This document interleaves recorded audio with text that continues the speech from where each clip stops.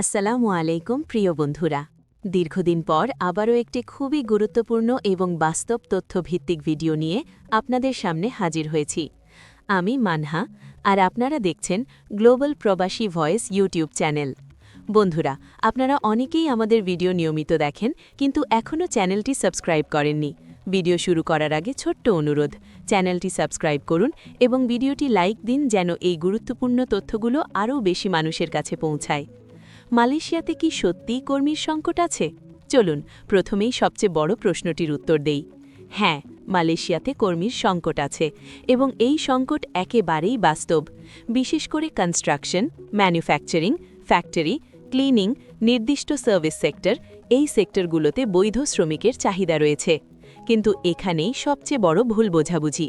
কর্মীর সংকট আছে মানেই এই নয় যে যে কোনো ভিসায় এসে যেভাবে খুশি কাজ করা যাবে। স্টুডেন্ট ভিসা ও ভিজিট ভিসায় কাজের বাস্তবতা। অনেকেই মনে করেন স্টুডেন্ট ভিসা বা ভিজিট ভিসায় এসে হোটেল, রেস্টুরেন্ট, ক্যাফে কিংবা দোকানে কাজ করা যাবে। বন্ধুরা, বাস্তবতা একেবারেই ভিন্ন। মালয়েশিয়া সরকার স্টুডেন্ট ভিসা বা ভিজিট ভিসায় কাজ করার অনুমতি দেয় না।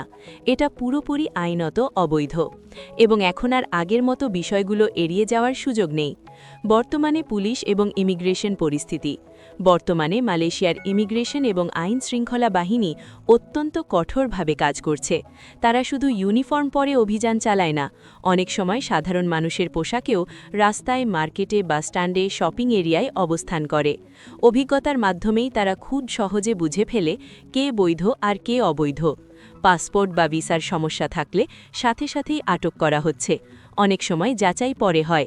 তাই যারা স্টুডেন্ট ভিসা বা ভিজিট ভিসায় এসে কাজ করার চিন্তা করছেন, এই সময়টা তাদের জন্য ভীষণ ঝুঁকিপূর্ণ।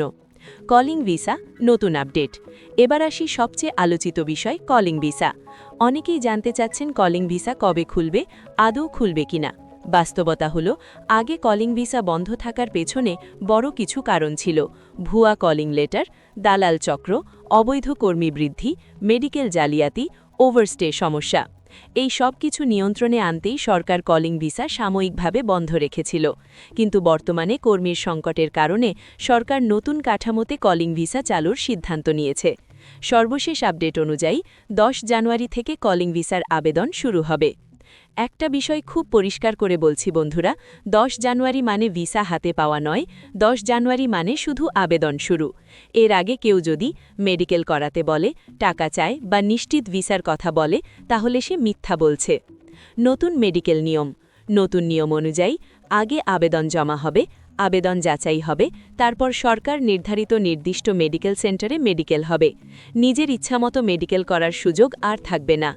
নতুন মেডিকেলে থাকবে রক্ত পরীক্ষা, সংক্রামক রোগ স্ক্রিনিং, শ্বাস প্রশ্বাস পরীক্ষা, শারীরিক সক্ষমতা যাচাই, দীর্ঘমেয়াদী রোগ পরীক্ষা।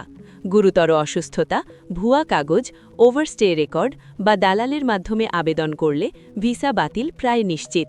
স্টুডেন্ট ভিসা নিয়ে ভুল ধারণা। আরেকটি বড় ভুল ধারণা আছে, মালয়েশিয়ার লোকাল মানুষ কাজ করে না। এটা সম্পূর্ণ ভুল। লোকালরা ক্লিনিং থেকে শুরু করে কনস্ট্রাকশন পর্যন্ত সব ধরনের কাজ করে।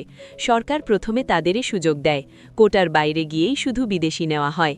হোটেল বা ক্যাফের পার্ট টাইম কাজগুলো লোকাল অ্যাপ ও লোকাল আইডির মাধ্যমেই করা হয়। বিদেশিদের জন্য এটি আইনত অনুমোদিত নয়। তাই স্টুডেন্ট ভিসায় কাজ করব, এই চিন্তা নিয়ে কেউ এলে সে নিজেই নিজের বিপদ ডেকে আনে। শেষ সতর্কবার্তা। সবশেষে একটাই কথা বলবো বন্ধুরা, যারা মালয়েশিয়া আসতে চান শুধুমাত্র বৈধ কলিং ভিসা, বৈধ কোম্পানি এবং সরকার অনুমোদিত এজেন্সির মাধ্যমেই আসুন। একটু দেরি হলেও নিরাপদ ও বৈধ পথ বেছে নিন। নিয়ম মানলে সুযোগ আসবেই, আর নিয়ম ভাঙলে ঝুঁকি নিশ্চিত। গুজব নয়, আবেগ নয়, বাস্তব তথ্য বুঝে সিদ্ধান্ত নিন। আশা করি আজকের ভিডিওটি আপনাদের জন্য উপকারী হয়েছে। সবাই ভালো থাকবেন, সুস্থ থাকবেন। আল্লাহ হাফেজ।